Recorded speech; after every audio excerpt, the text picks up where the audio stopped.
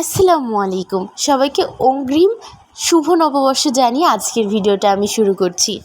নতুন বছর আসুক নতুন আনন্দ, শান্তি আর ভালোবাসা নিয়ে। তো পহেলা বৈশাখের জন্য ইলিশ তো কেনা লাগবেই, সেই জন্য বাবা বাজারে গিয়েছিল এই ইলিশ মাছ কেনার জন্য। আর আমার বাবা কখনো বাজারে গেলে ইলিশ মাছের সাথে মানে যেটা কিনতে গিয়েছে তার সাথে অনেক কিছু বাজার করে ফেলবেই। তো দেখো এই মাছ দুটো কিন্তু অনেক বড় সাইজের, আর ক্যামেরাতে কেমন লাগছে জানি না, কিন্তু বেশ অনেক বড় সাইজের মাছগুলো ছিল।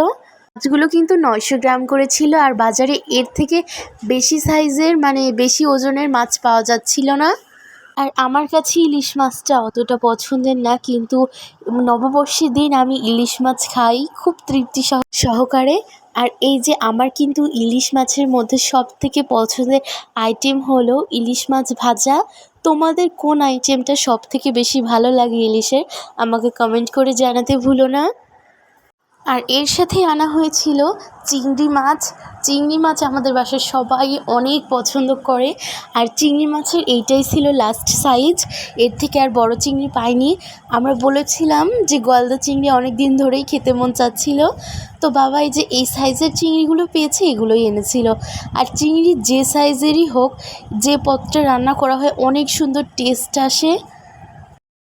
অনেকে বলে চিংড়ি মাছ না জলের পোকা, কিন্তু সেই বিতর্কে আমি যেতে চাই না, আমার কাছে ভালো লাগে, সেই জন্য আমি খেতে খুবই ভালোবাসি চিংড়ি মাছ। আর তোমাদের কাছে আমার একটা প্রশ্ন থেকে গেল যে ইলিশ নাকি চিংড়ি? ইলিশ হলে হোয়াইট হার্ট দিও, আর চিংড়ি হলে একটা রেড কালারের হার্ট দিয়ে যেও কমেন্টে।